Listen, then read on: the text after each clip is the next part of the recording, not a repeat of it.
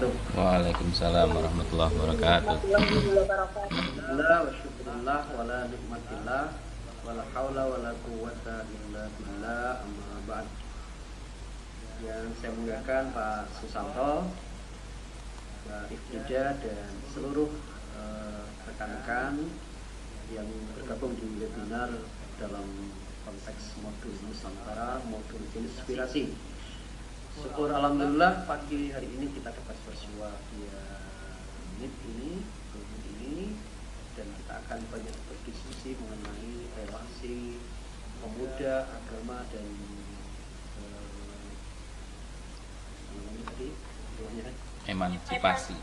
emansipasi sosial. Maaf. Jadi relasi tiga pilar ini ya, antara pemuda, agama dan emansipasi sosial. Apa kaitannya tiga pilar ini?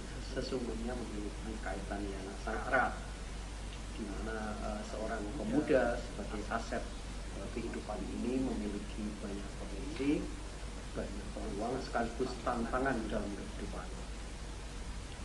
Itu besarnya tantangan pemuda sekaligus menempel pada dirinya harapan-harapan besar untuk masa depan kehidupan pada hari-hari yang akan datang. Sesungguhnya ini sangat strategis, di mana pemuda sungguh memang sangat diharapkan untuk mampu memiliki kapasitas, kompetensi diri untuk kemudian di kehidupan yang akan datang akan menjadi pemimpin. Hari ini pemuda, esok akan jadi pemimpin.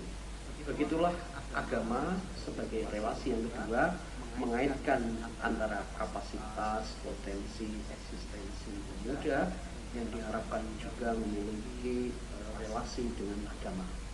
Karena sesungguhnya tidak dapat dipisahkan atau memisahkan diri, menjauhkan diri profil pemuda ideal dengan agama, apapun itu agamanya.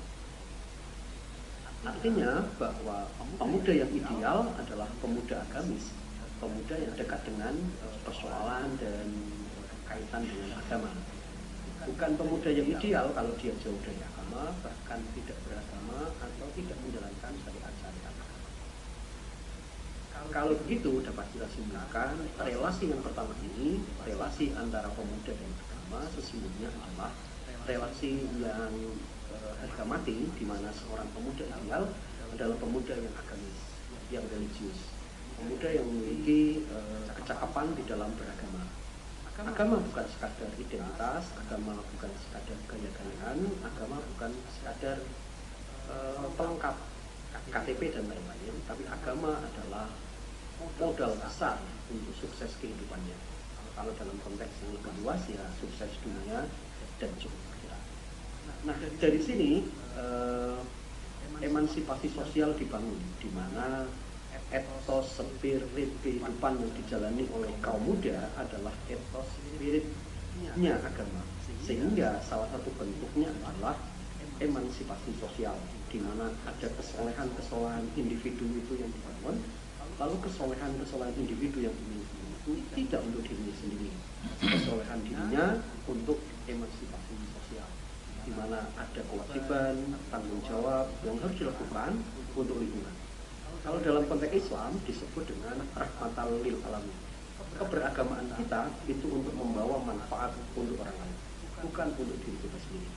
Kalau kita soleh dengan diri kita sendiri, mungkin Allah tidak terlalu bangga. Tapi ketika kesolehan yang kita miliki ini berdampak sosial yang dahsyat kepada lingkungan, barangkali nilai ketimbang Allah akan sangat lebih. Itulah pengantar pertama saya mengenai apa yang coba saya kaitkan sebagai relasi pemuda, agama, dan emansipasi sosial. Emansipasi sosial ini sesungguhnya juga nilai-nilai agama yang mewajibkan bagi pemeluknya pada konteks ini adalah kaum muda untuk mengambil peran tanggung jawab sekaligus menjadi faktor yang didorong sebagai tanggung jawab sosial. Jadi pemuda memiliki tanggung jawab sosial bukan sekadar untuk dirinya sendiri, tapi dengan etos spirit dan semangat agama mampu memberi pengaruh yang luas dan manfaat yang luas pula untuk kehidupan sosial, kehidupan orang lain. Apa saja kira-kira yang bisa dilakukan oleh kaum muda? Yang pertama tentu pada konteks sekarang adalah menguatkan kapasitas dirinya untuk bersiap menjadi pemimpin. Kapan itu? Sesungguhnya menjadi pemimpin tidak menunggu momentum. Pada saat kita sedang belajar pun kita sudah menjadi seorang pemimpin dirinya sendiri untuk konsisten, istiqomah. Banyak pemuda yang gagal gara-gara pemuda itu tidak menjadi pemimpin. Bagaimana mungkin seorang pemuda kemudian mampu menjadi seorang pemimpin kalau dia tidak mau hanya pemimpin dan bukan adalah yang menolak untuk belajar, merasa dirinya hebat, merasa dirinya sudah pengalaman, merasa dirinya sudah cukup. Pada konteks ini relasi pemuda dengan agama sangat dekat. Dengan perintah agama Iqra misalnya sebagai perintah pertama untuk membaca itu sesungguhnya berdimensi dua hal. Pertama, dimensi tekstual. Ilmu yang kita pelajari itu berbasis ilmu sesuai dengan kapasitas kita. Kita belajar ilmu sesuai dengan bidang yang kita pelajari. Tetapi ada membaca yang kontekstual, di mana apa yang kita miliki seperti ilmu, pengetahuan, kemampuan dan itu harus diterjemahkan secara luas. Misalnya di masyarakat ada kegelisahan, di masyarakat ada kekurangan, di masyarakat ada masalah, maka kita harus turun, kita harus mau terlibat. Banyak orang, banyak pemuda yang hanya turun angan, sementara sedikit yang mau turun tangan. Bedanya hanya ada PT.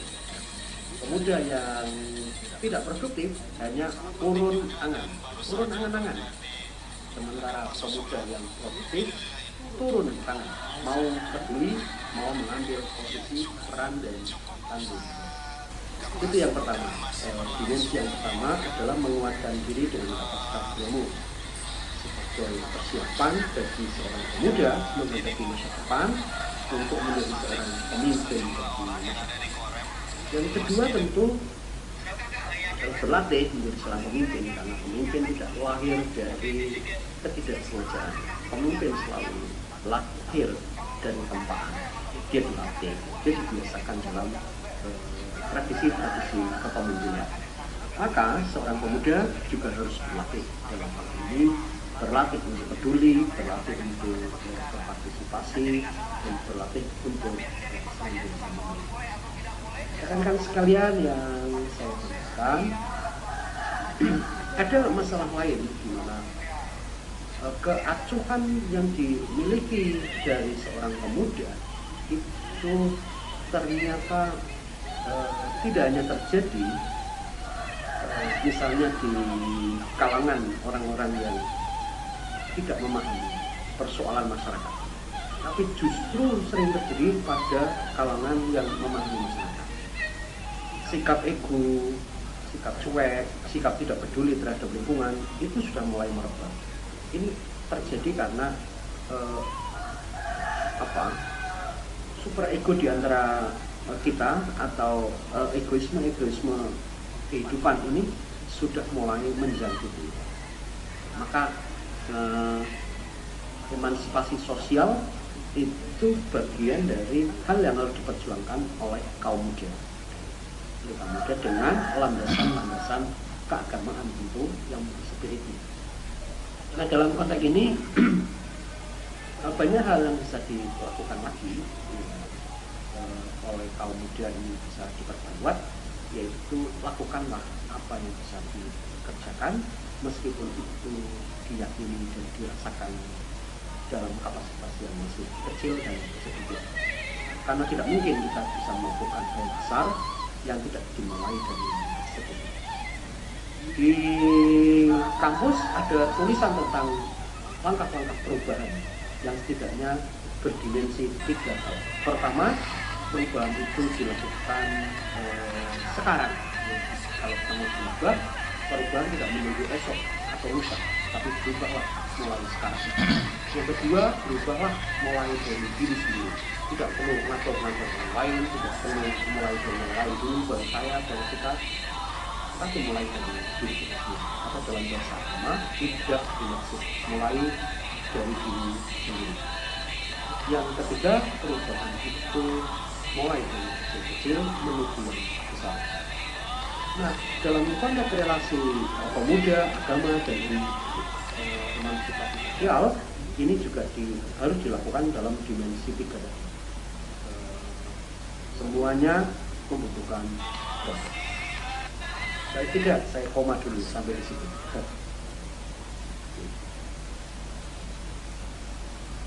Baik, terima kasih Pak Farudin. Untuk selanjutnya bagi teman-teman yang ingin menanyakan atau penasaran mengenai tema kita pada pagi hari ini, silakan untuk bisa mengajukan pertanyaan atau mungkin ingin sharing bersama Bapak Farudin serta Bapak Susanto pada kegiatan pagi hari ini. Silakan teman-teman sekalian. Baik, selamat pagi Pak. Selamat pagi Mbak Diana Irma. Saya Maria Adriana Irma Poli, saya Universitas Nusa Cendana. Jadi saya ingin sharing dan juga mau bertanya kepada Bapak. Jadi kalau di daerah saya kan mayoritasnya itu agama Katolik. Oh iya. Nah, jadi waktu saya kecil itu karena di daerah saya, di sekitar saya itu mayoritasnya agama Katolik, jadi saya rasa ini sekarang tuh saya mengerti kalau dulu waktu saya masih kecil itu kayak pengajarannya kalau berbicara agama kan pasti berkaitan dengan toleransi kan, jadi saya rasa masih kurang edukasi dari lingkungan, karena mungkin berpikirnya kayak mayoritasnya itu cuma agama Katolik, jadi tidak berpikir untuk edukasi untuk toleransi untuk kayak anak-anak di usia kami yang waktu masih SD, SMP segala macam itu tidak ada. Nah jadi waktu itu saya juga, bahkan saya masih kecil, sampai seiring berjalannya waktu saya semakin mengerti, jadi saya itu pernah punya pemikiran seperti ini, bahkan saking saya tidak dapat edukasi untuk toleransi segala macam di sini. Jadi memang di sini ada agama, teman-teman yang agama Islam juga ada, terus Protestan juga ada. Jadi waktu saya kecil itu pemikiran saya itu kalau kita itu harus sampai tidak boleh terlalu dekat dengan teman-teman yang beragama lain. Jadi terus kayak pemikiran sampai saya waktu saya masuk SMA, saya lihat teman-teman saya bergabung dengan mereka yang, karena waktu saya SD SMP itu saya tidak punya teman-teman yang dari agama lain begitu, dari Islam atau Protestan. Terus sampai saya masuk SMK baru saya itu makin sadar kalau ternyata yang toleransi itu bukan seperti itu, bukan berpikir bahwa ketika kita dekat dengan mereka maka kita juga akan terpengaruh segala macam. Nah jadi saya sampai akhirnya saya juga ikut banyak kegiatan dari organisasi dari Katolik, organisasi keagamaan. Nah di situ tuh saya juga dibukakan pemikiran lagi bahwa kalau toleransi kita itu bukan cuma sebatas yang saya pikirkan itu salah, tapi yang sebenarnya itu adalah bagaimana kita membuka diri untuk teman-teman kita yang beragama lain, dan bisa saling menerima perbedaan, terus bisa juga berbagi, dan sampai saya juga pernah sampai ikut tes dan saya mendapat banyak soal mengenai toleransi. Bahkan dari situ saya sampai berpikir toleransi itu sangat jauh dan sangat luas, bukan cuma sekedar di sekitar lingkungan saja, bahkan untuk semua teman-teman dari luar, dari manapun sudah seharusnya saya bersikap toleransi. Nah jadi saya mau tanya kepada Bapak, kalau di daerah Bapak sendiri apakah ada edukasi untuk anak-anak yang masih kecil itu, bukan edukasinya bukan dari keluarga tapi dari luar, untuk sikap toleransi terhadap sesama yang berbeda. Ya, Terima kasih. Sudah langsung dijawab atau nunggu? Monggo Bapak jika ingin langsung dijawab tidak apa-apa. Baik, pertanyaan yang luar biasa dari Mbak Riana. Mbak Riana sebenarnya tadi bukan pertanyaan, pasti bukan pertanyaan, karena banyak pengalaman yang luar biasa yang diungkapkan oleh beliau tadi ya, tentang masa kecilnya waktu di SD, belum dapat edukasi tentang pentingnya toleransi. Toleransi masih dimaknai isolasi. Di mana agama saya ini jangan sampai terpolarisasi dengan agama yang lain. Padahal kalau dalam Islam sendiri kan tidak garis. Kalau saya agama Anda, yang terpenting saling menghargai. Kalau dalam Islam namanya tasamuh, saling menghormati. Saling menghormati itu awalnya dari ta'aruf. Ta'aruf itu saling mengenal. Tidak mungkin kita bisa menghormati yang lebih kalau kita tidak saling mengenal. Nah, edukasi di sini adalah saling mengenal. Sayangnya pendidikan kita masih tas-tas gitu. Pendidikan tentang toleransi itu masih formalis, belum alamiah, di mana orang ketika bicara tentang agama yang lain itu masih tabu. Pendidikan kita belum terbuka. Nah, ini PR untuk anak-anak muda yang terdidik yang nanti bisa kembali ke kampungnya untuk melakukan edukasi. Karena sebenarnya pendidikan terbuka itu bukan di sekolah, tapi di keluarga dan di masyarakat. Kembali itu pasti studio misalnya. Kalau pendidikan itu yang terhebat bukan di sekolah, bukan di masyarakat dan di keluarga. Pengalaman dari Mbak Yana tadi luar biasa ya, rekan-rekan saya. Betapa kesadaran untuk memiliki pola toleransi yang otentik itu bisa terjadi dengan pengalaman, bahwa kita bisa berterima, kita bisa menerima pemikiran orang lain, pemikiran kita menerima orang lain, itu karena terjadinya relasi, adanya komunikasi. Tanpa memadukan itu semua, kehidupan kita akan luar biasa kaku. Kita hanya punya satu pandangan bahwa keyakinan kita lah saja yang benar, sementara yang lain itu mungkin. Kalau berbeda itu selalu dipandang negatif, seperti hal yang harus dihindari. Pendidikan model seperti ini yang harus dikembangkan oleh siapa? Salah satunya oleh pilar kaum muda. Nah, repotnya ketika kaum muda cuek atau bahkan melawan proses edukasi yang harus dilakukan ini kepada kalian. Pasti ada komentar balik atau masukan. Silakan. Mbak Fika, barangkali.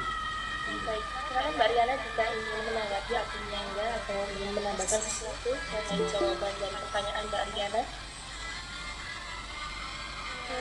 Kalau saya tadi saya juga berpikir pas Pak barusan bicara kalau dari lingkungan juga benar itu. Jadi waktu di sini, karena saya juga sempat nonton yang apa, saya paling suka nonton video-video yang berbau toleransi dan agama. Jadi pernah saya dapat satu video itu, tapi intinya dari itu video bagaimana sikap masyarakat di lingkungan, karena bisa mayoritas agamanya misalnya Katolik atau Islam. Nah, itu kadang sangat mempengaruhi bagaimana seorang bertindak untuk menerima orang lain yang berbeda dari masyarakat di sekitarnya. Nah, jadi yang saya lihat kalau kadang di lingkungan kita karena mayoritas kita misalnya agama Katolik atau Islam, mungkin karena istilahnya terlalu fanatik atau bagaimana sampai susah untuk menerima orang-orang dari luar. Misalnya ada yang di sekitar saya juga pernah terjadi, ada yang karena mereka dari beragama lain, terus mereka mau memberikan bantuan untuk orang-orang di sekitar yang mayoritasnya beragama beda, terus mereka tidak menerima karena menurut mereka itu adalah salah satu cara untuk cara orang lain untuk menarik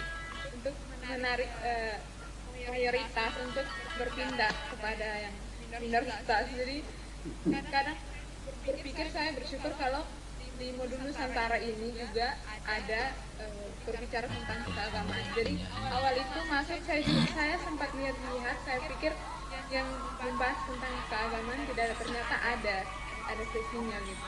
Jadi terima kasih. Ya, Mbak Diana. Ini adalah pertemuan yang luar biasa di mana ada kesadaran kolektif yang luar biasa untuk membangun kehidupan bangsa tanpa sekat yang merusak. Kalau urusan agama menjadi wilayah masing-masing individu, itulah yang perlu dihormati. Jangan ada prasangka. Itu tadi misalnya ceritanya Diana ketika seorang akan membantu ya. Akan membantu itu dicurigai ya, karena diprediksi nanti akan dapat mempengaruhi keyakinan agama mayoritas. Ini seperti itu yang mungkin akan merusak tatanan kehidupan. Orang ketika mau peduli jadi alergi.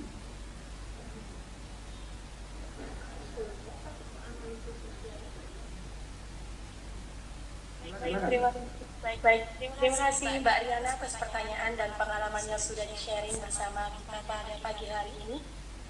Sudah terjawab jelas ya Mbak Riana ya. Baik, untuk selanjutnya bagi teman-teman yang lainnya, jika ada yang ingin ditanyakan mengenai kegiatan modul Nusantara, modul inspirasi pagi hari ini, monggo dipersilakan jika ingin men-share atau ingin tahu, ingin penasaran mengenai apa sih keterkaitan mengenai pemuda, agama, serta emansipasi sosial pada pagi hari. Silakan teman-teman yang lain, Mas Rinto atau Mas Abdul Rizal, Mbak Sonia, Mbak Laura, silakan. Saya coba mau mengeksplor lagi nih Pak Afah. Jadi Pak Afah ini apa namanya? Beliau tinggal di desa, gitu. Kalau di Pekalongan itu desa, di gunung gitulah makanya. Ya, tapi kiprah beliau di sini banyak dalam hal entah itu terutama dalam pendidikan ya, juga tentang lingkungan ya. Contoh di pendidikan itu beliau membuat PKBM ya, Insan Cendekia yang itu terbuka bagi semuanya ya, dan yang ikut dalam pendidikan di sini adalah anak-anak yang kurang mampu juga, gratis juga ya. Lalu juga masalah lingkungan itu beliau juga concern di situ. Mungkin bisa diceritakan Pak Apa bagaimana suka dukanya mengelola di sana, terus juga apa namanya konfliknya. Saya yakin pasti ada konflik ya. Tidak ada ya di dunia ini yang bebas dari konflik, pasti ada konflik walaupun punya niatan baik untuk masyarakat, pasti ada konflik. Monggo Pak Apa mungkin sharingnya untuk teman-teman juga supaya tidak putus asa. Oh, saya tinggalnya nggak di kota jadi nggak bisa berbuat apa-apa, saya tinggalnya di desa, seperti itu, untuk memotivasi teman-teman juga. Monggo Pak Apa. Ya, terima kasih Mas Santo. Saya dulu kuliah S1 di Semarang. Waktu saya menjelang lulus, beberapa saya ditawari untuk tinggal di Semarang untuk jadi guru atau melamar dosen di Semarang, karena waktu itu tahun 2003 dosen S1 yang masih banyak lah Pak Santo. Iya, termasuk saya juga Pak, satu dulu. Atau juga kan di Sumsel. Nah, saya sudah terlanjur dari mulai saya kuliah S1, saya punya komitmen besok ketika saya lulus saya pulang kampung. Maka saya sudah cari calon istri yang harus mau tinggal di kampung ya, untuk saya kampung. Akhirnya dapat juga. Nah, ketika itu saya punya komitmen, pokoknya saya mau bangun desa ya. Dulu kan ada gubernur itu yang tagline-nya Bali Deso, bangun desa. Nah, kira-kira nggak jauh-jauh beda lah tagline itu dengan apa yang ingin saya lakukan di kampung. Saya bangun kampung bukan, saya nggak punya tujuan soal bahwa ini adalah tanggung jawab moral saya. Kalau istilah yang lebih halus mungkin balas budi seorang putra desa kepada desanya. Jadi saya harus pulang kampung dan bangun desa. Waktu itu saya tercatat sebagai sarjana ketiga kalau tidak salah dari desa saya. Kalau yang lainnya itu kaya-kaya semua. dua orang sebelum saya itu orang kaya, tapi dua orang itu pun tidak tinggal di desa, ada yang di Tegal, ada yang di Kendal. Sementara saya lah satu-satunya sarjana yang waktu itu di kampung. Sudah saya harus mulai bangun desa. Apa yang pertama kali saya lakukan ya saya bangun sekolah-sekolah kecil, pendidikan agama di musola kecil saya pelateni. Tapi beda dengan pendidikan agama di masjid-masjid yang lain, di langgar-langgar kecil yang lain. Kalau saya pendidikan ngaji plus sekolah, kursus-kursus les-les yang juga tidak dipungut biaya sebagai tanggung jawab sosial, moral kepada masyarakat. Berjalan agak lama, meskipun selalu banyak tantangan, banyak fitnah dan sebagainya. Tapi saya hadapi sebagai bagian dari paradigma berpikirnya orang-orang sehat bahwa kalau kita ingin menjadi pohon siap mendapat terpaan angin yang kencang, kalau kita tidak siap ingin tinggi jadilah rumput, nanti siap-siap untuk diinjak-injak. Itulah filosofi yang saya yakini. Lalu saya dalam konteks ini mendirikan sekolah karena tanggung jawab moral. Saya mendirikan sekolah non formal tadi disampaikan oleh Pak Santo, namanya PKBM. Itu pusat kegiatan belajar masyarakat. Ada kejar paket B untuk lulusan SD dan ada kejar paket C untuk lulusan SMP. Saya rekrut mereka, anak-anak yang lupa, anak-anak yang tidak mampu, anak-anak yang tidak terakses oleh pendidikan baik. Kalau di tempat saya kebetulan kalau mau sekolah SMP saja harus punya sepeda motor, orang tuanya harus kredit motor. Nah ini yang masya Allah ya. Jadi harus punya motor dulu, ya kredit motor, sambil sekolah sambil memikirkan setoran motor. Dan saya nggak mau ini terjadi secara terus-menerus. Nah, saya mendirikan sekolah itu saya beri nama PKBM Insan Pendidikan. Karena PKBM itu satuan pendidikan yang ada di layanan pendidikan Indonesia. Saya beri nama Insan Pendidikan. Kita gratiskan untuk adik-adik di kampung. Gratis sekolahnya dari daftar hingga lulus dapat ijazah.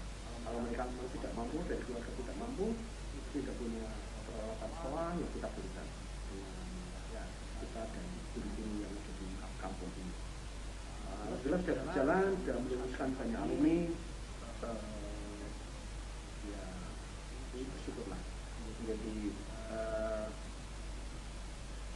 tidak artinya bukan tanpa aral tadi oleh Pak Santo dikatakan bukan tanpa masalah, ada saja lah ya kita bisa katakan.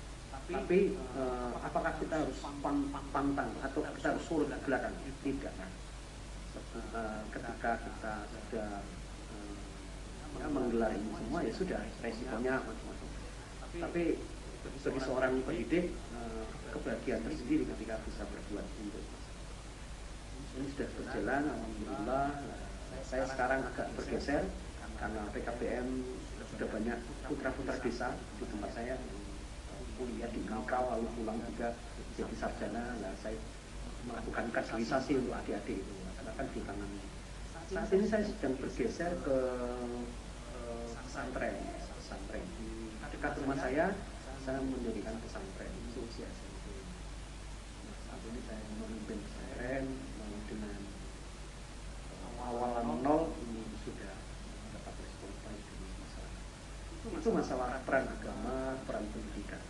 Saya juga mendapat kesempatan untuk menggalang kekuatan pemuda untuk masalah lingkungan.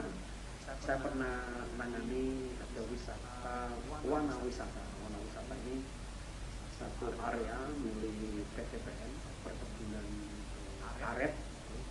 Kita minta izinnya untuk dipakai sebagai tempat wana wisata hutan itu membuka peluang pekerjaan untuk menggunakan saya dan kerja di wisata yang kebetulan saya tangani. Setiap hari Sabtu, hari Ahad itu banyak tamu, ada outbound, ada berkemah, ada rapat. Ya, kita latih terlebih dahulu menjadi pemandu pelatihan outbound itu. Ya lumayan, satu hari dapat 100.000 kerja enggak berat lah ya. Dapat 50.000, 100.000 sudah dapat makan, dapat pengalaman baru ya. Padahal mereka lulusan SD Pak Santo, ada yang nggak sekolah juga Pak Santo. Tapi modal semangat ya. Mengapa? Karena kita hargai mereka. Saya tidak pernah melihat status pendidikan. Ada juga anak-anak mereka yang kemudian bergabung. Kalau saya sambil sekolah, bagaimana Pak? Boleh nggak apa-apa? Ke insan pendidikan. Jadi mereka ada yang jadi pemandu wisata tapi lulusan SD sekolah. Dan banyak seperti itu. Saya juga buka kelas untuk orang tua ya. Banyak sekali. Pak Santo pernah menemui beliau Pak ya. Orang tua pada sekolah, ibu-ibu sekolah sambil coba anak, sekolah plus ngomong. Itu luar biasa ya. Sekolah sambil ngomong. Ada ibu-ibu muda sekolah pulang setelah senam ya. Ada yang sibuk senam ya, mungkin malu kan lulusan SD senam walaupun posturnya bagus, kemampuan skill melatih senam bagus, tapi pendidikannya SD kan agak kurang pede. Nah, lanjutkan di PKBS, ini sekarang SMP. Itu romantikanya banyak lah ya, dari kita dihadang, dari kita difitnah. Satu kali saya melakukan perlawanan ketika saya difitnah itu pernah saya melakukan perlawanan. Ini hanya untuk efek jerah saja agar tidak banyak orang yang menghalang-halangi pendidikan.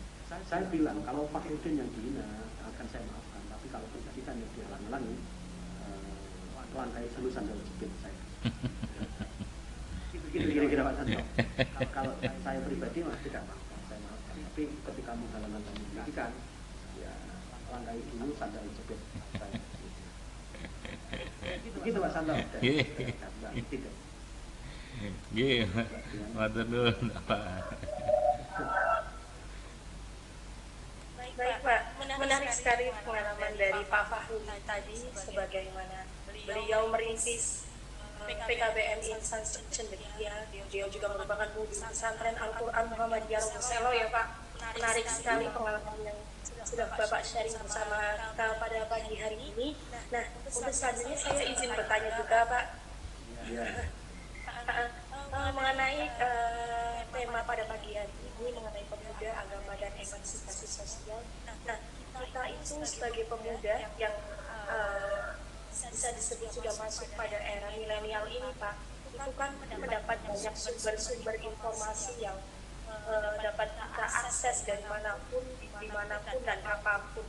Nah, menurut pandangan Bapak atau mungkin saran dari Bapak pada kami para pemuda ini yang masuk dalam masa atau era milenial ini agar menghadapinya dengan tidak mengambil yang salah dan mengambil yang benar itu bagaimana cara memfilternya itu bagaimana ya? Itu kira-kira. Iya, jadi informasi itu tidak selalu tepat dibutuhkan, walaupun informasi itu baik. Informasi yang bagus sekalipun belum tentu tepat bagi kapasitas seseorang. Maka di situ ada unsur selektif terhadap informasi itu penting. Misalnya informasi yang belum dibutuhkan oleh seorang anak kecil, saatnya untuk memperoleh informasi itu sudah dimiliki itu bisa berbahaya. Apalagi kita yang kalangan sudah terdidik ya di level mahasiswa, tentu harus selektif lah. Selektif itu dalam rangkanya apakah informasi dan sumber informasi ini benar-benar saya butuhkan. Kalau tidak saya butuhkan, kan ibarat saya makan sesuatu yang tidak menjadi kebutuhan. Saya hari ini nggak suka sambal nih.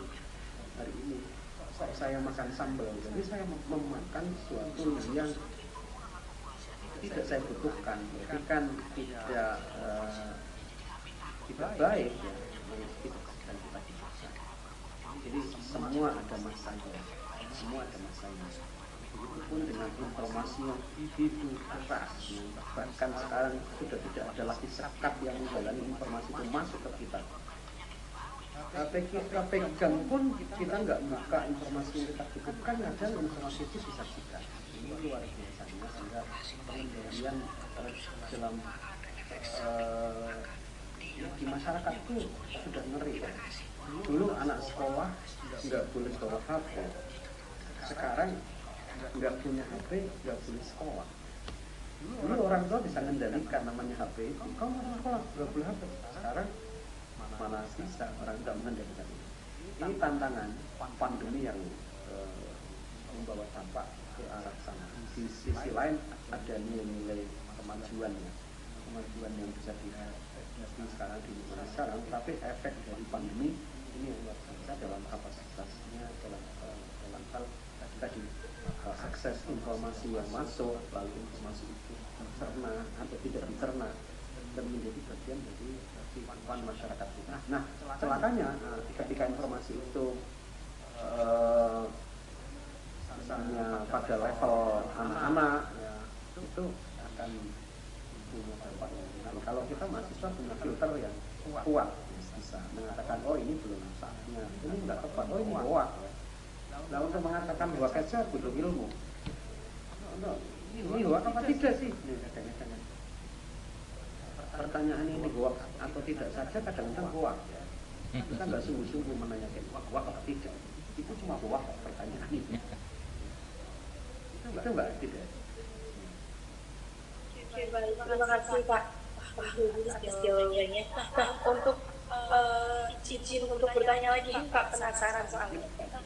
Bagaimana menurut pandangan Bapak ini, bagaimana saya sebutkan tadi, pemuda kita sudah memasuki masa-masa milenial sekarang ini, dan banyak pemuda yang menaruh ketertarikannya kepada investasi atau yang investasi sekarang ini sebagai trading itu Pak, Bitcoin dan lain sebagainya.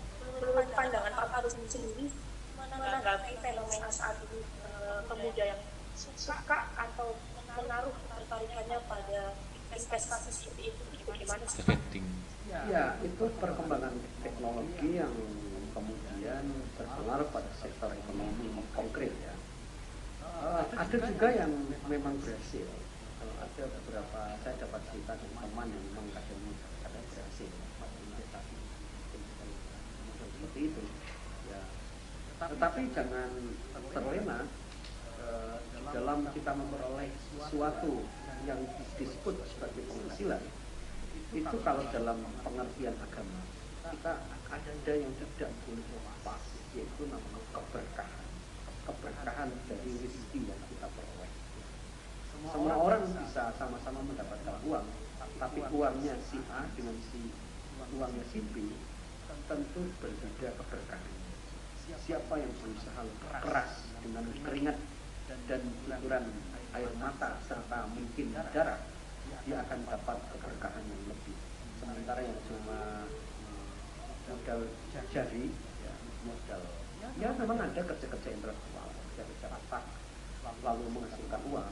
Ada juga kerja-kerja misalnya pekerja seni itu kan hanya tidak pakai fisik ya, pakai seni bisa saja, tetapi siapa yang bekerja keras giat akan mendapatkan rezeki yang keberkahannya akan lebih.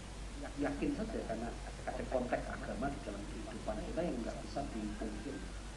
Peran-peran agama itu melekat pada diri seseorang. Ketika kita lepas dari itu, maka keyakinannya akan sekuler yang menganggap bahwa apa yang saya peroleh ini serta saya tidak ada campur tangannya Tuhan, campur tangan Allah, campur tangan lain. Ada urusan apa sampai dengan saya? Ini ketika kita lepas dari relasi agama, itu sangat terkait tiga relasi ini. Begitu Mbak Ibu. Terima kasih Pak Farid atas jawaban dan pertanyaan saya. Kemudian teman-teman yang lainnya, ini ada Mas Abdul Rizal dan juga Mas Rito. Silakan jika ingin bertanya mengenai kegiatan pada pagi hari ini. Mas Rinto nih biasanya. Ayo monggo, silakan Mas Rinto. Mas Rinto namanya John Dewa. Mas Rinto, ya, apakah terasa bisa terdengar Mas? Terdengar Mbak? Entah. Oh iya, silakan. Monggo. Ya, Mas Rinto. Oke, terima kasih banyak Pak. Selamat pagi. Kita maaf tadi Dari mana Mas Rinto? Saya pakai device berbeda karena HP saya tidak bisa join lagi, Kak. Itu bagaimana? Gimana, Pak? Alamat asal? Saya asal dari Sumba, saat ini tinggal di Kupang, kuliah di Universitas Cendana. Oh iya. Mantap. Iya mas, enggak. Oke, ini saya mau cerita sedikit, terus nanti kemudian saya ada pertanyaan sedikit berdasarkan dari pengalaman saya. Silakan mas. Pak. Jadi gini, saya beberapa kali saya kan punya banyak teman dari lintas agama, ada yang Muslim, teman-teman Kristen yang denominasi lain pastinya, terus juga ada yang agama Hindu sempat, tapi sudah tidak sering kontak lagi, ada yang agama Buddha juga. Saya beberapa kali pernah bertemu dengan teman-teman, mungkin baru kenal gitu, mereka suka mengajak kayak gimana istilahnya, kita kalau saya kan berteman istilahnya sudah berteman gitu kan, tidak pernah membahas isu-isu atau topik persoalan agama gitu. Kalau diskusi itu oke, tapi kalau sifatnya berusaha untuk mengajak itu saya tidak, agak sensitif kalau masalah seperti itu.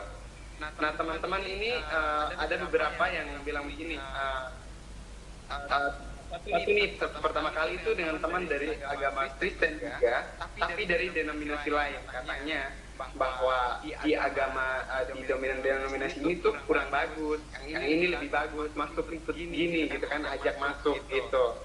Tapi kemudian saya tidak mendengar, tidak menghiraukan gitu. Tapi itu kemudian terjadi bukan cuma satu kali, beberapa kali itu terjadi, Pak. Dan itu saya cukup merasa terganggu gitu. Terus di kesempatan lain, satu kali saya pernah dalam suatu perjalanan, saya ikut kapal waktu itu, saya bertemu dengan ada orang, terus menyuruh saya untuk melafalkan 2 kalimat syahadat itu. Kalau saya kurang tahu waktu itu ada teman Muslim, tapi baru kenal juga dalam perjalanan itu sebenarnya. Saya bilang tidak gitu, tapi terus selama di perjalanan itu saya terus diganggu gitu dengan disuruh itu, dan beberapa kali beberapa itu kesempatan juga ada teman-teman. Nah kebetulan saya kan punya beberapa teman juga yang agama Muslim gitu, jadi saya tanyakan kalau misalkan terjadi seperti itu apa memang boleh ya gitu, apakah itu tidak kemudian jadi bermasalah gitu. Teman-teman katanya ya terserah sih katanya gitu kan, kayak mungkin mereka mau dakwah atau apa gitu. Tapi saya kalau di posisi saya, Pak, diperlakukan seperti itu, saya sebenarnya tidak mempersoalkan orang mau melakukan itu, mau itu dakwah atau apa gitu. Tapi ketika kemudian itu terjadi secara berulang-ulang, itu saya merasa sedikit terganggu. Nah ini menjadi pertanyaan saya, kira-kira kita kan kalau berkenalan gitu tidak, saya agak susah untuk bilang jangan gitu ke orang ya, semacam kesulitan untuk menolak gitu. Apalagi dalam pertemanan saya berusaha untuk sebisa mungkin pertemanan tetap jalan gitu. Itu gimana kemudian saya harus bersikap terhadap menghadapi kondisi seperti ini gitu Pak, supaya jangan ada kemudian saya menganggap agama lain tidak boleh ditemani gitu, atau misalnya jangan membuat mereka punya misunderstanding terhadap apa yang sikap saya gitu. Kira-kira saya harus bersikap seperti apa gitu Pak. Terima kasih. Mas Rinto ya, gitu ya. Mas Rinto memang kadang keterbukaan seorang dalam pertemanan itu punya risiko, Mas. Apalagi dalam urusan keyakinan seperti itu, seolah-olah Mas Rinto kan membuka diri untuk bisa menerima dakwah dari orang lain. Sesungguhnya tidak bisa disalahkan juga ketika ada teman yang memberi pemahaman baru tentang agama dia ke kita. Tinggal sekarang persoalannya adalah bagaimana kita memberikan respons terhadap bisa nasihat, bisa gambaran, bisa cerita atau apapun dari teman kita tentang agama dia ke kita. Nah bisa terjadi karena kita terlalu merespon sehingga kita dipahami seolah kita akan mengikuti. Lama kita kalau dalam istilah Islam itu istiqomah itu dalam keyakinan itu ya, orang lain pasti tidak akan. Jadi karena misalnya di Islam tadi saya katakan lakum di hukum wali di agama saya agama antum, agama anda, agama anda. Jadi meskipun di balik itu ada dakwah, karena semua agama pasti memiliki kewajiban untuk mendakwahkan kepada manusia lain. Tinggal bagaimana kita menyikapi ketika kita menerima dakwah dari orang lain itu tidak tanpa harus merasa terganggu dari segi mungkin pertemanan, persahabatan, pertemuan seketika itu. Bagaimana kita mampu menyikapi dengan bijak, ya, menghentikan pembicaraan pun dengan bijak. Kalau yang selama ini Mas Linto lakukan, misalnya untuk menghentikan pembicaraan itu bagaimana? Biasanya berusaha untuk mengalihkan pembicaraan. Misalnya kalau untuk teman yang sudah sering yang sudah beberapa kali bertemu begitu Pak, itu saya biasanya akan bahas topik-topik yang sudah biasa dibahas. Biasanya kalau teman-teman kan bahas itu karena memang saya masih psikologi, nanti saya akan alihkan ke pertanyaan psikologi. Misalnya tanya, oh kemarin itu saya mengalami kayak gini, kira-kira gimana, tapi dalam konteks psikologi saya akan berusaha untuk mengalihkan pembicaraan seperti itu gitu. Tapi Mas Linto mahasiswa psikologi ya, tahu ilmunya lah, ilmu membaca peluang untuk mengalihkan pembicaraan kan ada. Jurusnya itu pasti tahu dan banyak, tanpa harus mengganggu semangat persahabatan. Saya pikir bagaimana kita meresponnya saja, tapi kita tadi semangat menghargainya adalah bahwa orang lain juga punya misi, dan misi untuk mendakwahkan agama. Kita juga punya misi untuk bertahan pada diri. Itu Mas Linto. Oke, terima kasih banyak Pak. Sama-sama Mas Linto, selamat berjuang. Sukses. Baik, sangat menarik sekali pengalaman yang telah dibagikan oleh Mas Rinto tadi dengan Pak Farudin, dan terima kasih sudah menjawab pertanyaannya Pak Pak sekali lagi. Untuk kemudian Mbak Sonia dan Mas Abdul Rizal ini yang masih belum bertanya atau ingin mungkin sharing lagi nih mengenai apa sih tema kita yang akan dibahas pada pagi hari ini mengenai pemuda agama dan isu sosial. Silakan Mas Abdul Rizal dan Mbak Sonia. Apakah suara saya bisa terdengar? Mas Abdul Rizal? Oh iya, Mbak Sonia mungkin terhalang sinyal apa? Mas Abdul Rizal, apakah suara saya bisa terdengar?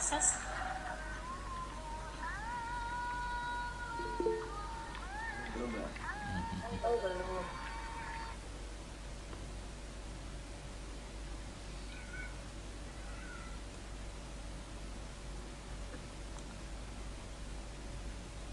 Mungkin Mas Abdul juga terhalang mengenai koneksi internet Pak, karena biasanya juga kami yang dari luar Jawa biasanya juga terhalang internet biasanya Pak dalam kegiatan modul Nusantara.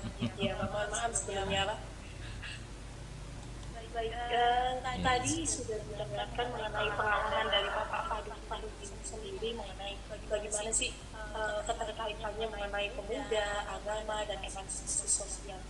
Juga bagaimana Bapak menghadapi suka duka dalam merintis sebuah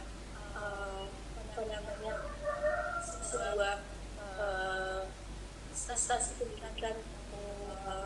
Bapak bisa menampung berbagai macam saran kritik, bahkan tadi ada juga konflik-konflik yang terjadi. Nah, untuk kemudian saya juga ingin bertanya lagi Pak, karena boleh ya Pak bertanya lagi Pak? Oke. Mengenai saya sempat baca mengenai dunia metaverse yang nanti digadang-gadang akan dialami oleh generasi anak kecil sekarang, yang nantinya mereka itu digadang-gadang akan bisa berinvestasi atau bahkan menjual, bahkan membeli tanah virtual, entah itu rumah virtual dan lain-lain, itu melalui dunia metaverse. Nah, untuk saat ini kita kan bisa dibedakan antara fixed mindset dan growth mindset. Dan keterkaitannya antara keduanya itu menurut Bapak bagaimana ya? Karena untuk menangani fenomena saat ini itu menurut saya itu sangat kompleks karena berkaitan dengan dunia virtual seperti itu. Bagaimana Pak? Iya. Bapak? Meskipun dinamika perkembangan dunia virtual itu maju, tetapi manusia akan berpijak di atas muka bumi. Iya. Dia tidak akan hidup di dalam kuota data. Dia akan hidup di atas tanah dan akan kembali ke dalam tanah. Jadi pastilah virtual itu hanya menjadi pelengkap kehidupan, bukan tujuan. Ada orang yang sukses dengan virtualnya, tapi dia juga satu hari nanti akan mengalami kerugian dengan virtual. Itulah sunatullah kehidupan, tidak ada yang sempurna dan tidak ada yang abadi. Yang hari ini dikatakan sebagai sesuatu yang hebat, satu detik yang datang bisa terjadi sesuatu yang paling tidak. Itulah sunatullah. Jadi kita agak rileks menghadapi kehidupan. Jadi orang itu ojo kagetan, ojo gumunan, lalu yang ketiga ojo rumangsa bisa nanging bisa rumangsa. Itu filsafat Jawa untuk menghadapi dinamika yang cepat berubah. Jadi kita itu nggak kagetan. Jadi orang nggak kagetan, nggak gumunan, nggak merasa bisa, tapi bisa merasakan sesuatu. Artinya ini menjadi refleksi untuk anak-anak ya, dalam menghadapi dinamika kehidupan yang kadang-kadang menyilaukan. Tuh dia, dia sekarang sudah punya mobil tuh, hanya di depan laptop. Ini bisa terjadi, mobilnya itu menjadi ancaman kehidupan. Bukankah tidak ada jaminan orang yang kaya itu bahagia? Ya, kan tidak ada jaminan orang yang kaya itu bahagia dan orang malah merasa menderita, tidak ada jaminan. Karena itu kembali kepada hati nur aini ya, hati nurani ya, bukan hati nur aini. Itu Mbak. Baik, Pak Nurdin. Untuk sesi tanya jawabnya, apakah masih ada waktu Pak Susanto? Oh iya, ini saya tutup pertanyaan terakhir aja ya. Sebenarnya tadi fenomena Mbak Iftidah tadi sangat menarik gitu Pak ya, apa namanya, bahwa nanti ada SKS tersendiri untuk menjelaskannya itu. Apa namanya, anak-anak muda sekarang apa namanya, cepat kaya itulah, kaya dengan apa namanya, main virtual itu ya, mungkin juga kayak fenomena akhir zaman atau gimana. Ya, oke, yang terakhir nih Pak, untuk pertanyaan saya itu bagaimana supaya dialog agama itu tidak selalu berakhir pada perdebatan teologis gitu ya Pak ya. Ya kan pamannya di media sosial, di Facebook atau di Twitter itu orang kalau bicara agama itu nanti ujung-ujungnya pasti perdebatan teologis, perdebatan akidah, perdebatan apa namanya, fikih dan sebagainya, dan lupa bahwa agama itu juga memperdebatkan tentang apa namanya, peran sosial ya, peran sosial. Kalaupun cuman debat-debat masalah agama saya yang benar, agama kamu salah dan sebagainya itu, tapi tidak ada efek terhadap masyarakat, perkembangan masyarakat, tentang kemiskinan di masyarakat, lingkungan di masyarakat, itu kan juga nol juga, istilahnya tidak bagus Mbak. Sehingga saya juga merasa Mas Rinto itu tadi pertanyaannya juga ada hubungannya. Kadang kalau bicara agama itu harusnya kamu yang salah, saya benar, kamu beralih aja ke agama saya, kamu beralih aja ke dominasi saya dan sebagainya, tanpa membicarakan tentang kondisi real masyarakat kita gimana, bagaimana peran agama untuk mengatasi kemiskinan, bagaimana peran agama mengatasi gap dalam pendidikan, mengatasi masalah lingkungan, itu jadi terlupakan itu. Gimana Pak supaya dialog kita tentang agama itu tidak hanya lari ke teologis saja, tapi juga lari ke kondisi real dan bisa berperan aktif dalam masyarakat. Itu pripun Pak dari pengalaman jenengan? Suwun. Saya pernah punya pengalaman, saya SMA waktu itu, SMA kelas 2 mau naik kelas 3, saya menggelar diskusi pelaku agama. Jadi bukan saya yang berkonflik gitu, masing-masing satu Islam tanpa beda organisasi dan kumpulkan ini. Semua jangan gontok-gontokan terus. Ini banyak tantangan di masyarakat, misalnya orang luar biasa. Orang nggak sholat dia diurus, yang sholat diurus ya, masalahkan sholat. Yang nggak sholat itu ribuan orang nggak diapa-apakan, yang sholat dibully. Tapi waktu itu saya masih SMA kelas dengan sumber daya manusia yang maaf kamu saya ya rata-rata SD. Jadi nggak nyanda lah kalau waktu itu saya SMA sudah berorganisasi Pak. Jadi saya sudah berpikir untuk segera melakukan situasi sosial masyarakat kritis ya. Saya mengambil posisi menekankan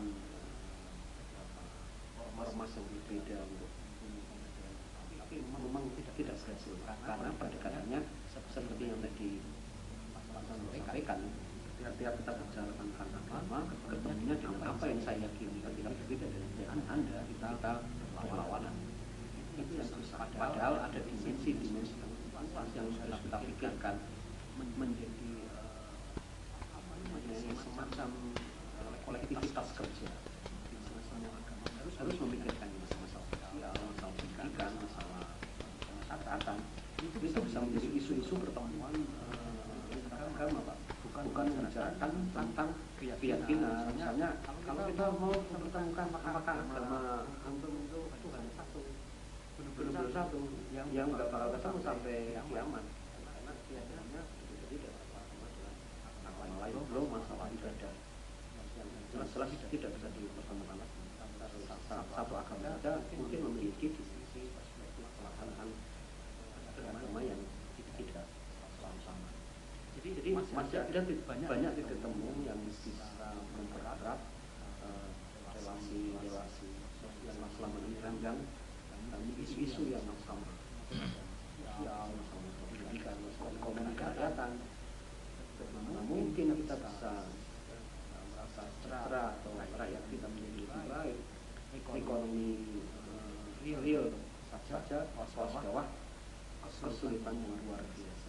Masalah tadi ada kejadian misalnya orang menerima agama benar hanya karena motif ekonomi, menerima menerima sumbangan lain yang saat itu dia tidak menggunakan agama sesungguhnya, saya menggunakannya ekonomi. Motif ekonomi menjadi alasan seorang itu berbeda. Ini tanggung jawab di antara kita semua lah. Tidak ada yang saling menyalahkan. Yang punya agama juga tidak selalu salah amat. Yang salah itu yang tidak mau peduli dengan itu, tidak mau berbagi, tidak mau peduli, itu yang salah. Tidak dikatakan kaya engkau seseorang itu ketika rumah sebelahnya dalam kemiskinan. Jadi walaupun rumah kita mobil mewah, tapi sebelah rumah kita kelaparan, kita tidak kaya, kita lebih miskin dari dia. Itu miskin keimanan, miskin kepedulian, miskin amal. Itu kira-kira macam pandangan saya. Nggih, matur nuwun sangat Pak Arfa. Silakan Mbak Ebtida mungkin bisa ditutup karena ini sudah mau 10:30, nanti Pak Arfa untuk persiapan jam 11 beliau ngisi di tempat lain. Baik. Terima kasih Pak Budi atas waktu dan kesempatan pada hari ini atas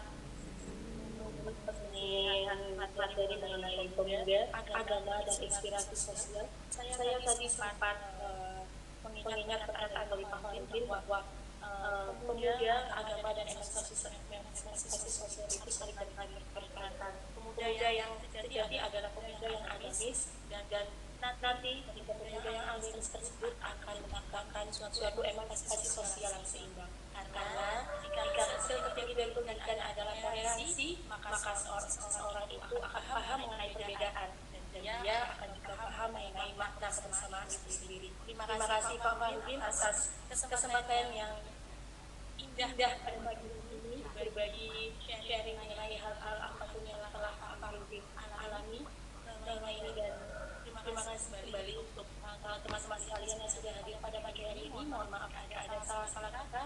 Untuk kemudian saya kembalikan ke Mas Fas. Terima kasih. Wassalamualaikum warahmatullahi wabarakatuh. Waalaikumsalam warahmatullahi wabarakatuh. Ya, sebelum berakhir mohon untuk membuka kameranya, kita foto bersama.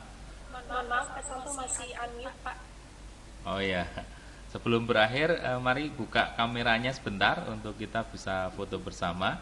Mohon maaf ini Pak Afa karena teman-teman tidak semuanya punya privilege masalah sinyal internet, jadi keluar masuk atau kadang videonya off karena memang untuk internetnya kadang terganggu. 1, 2, 3.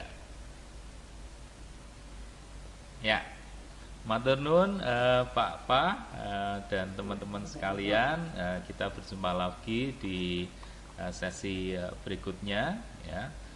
Saya akhiri. Assalamualaikum warahmatullahi wabarakatuh. Salam sejahtera bagi kita semuanya. Waalaikumsalam warahmatullahi wabarakatuh.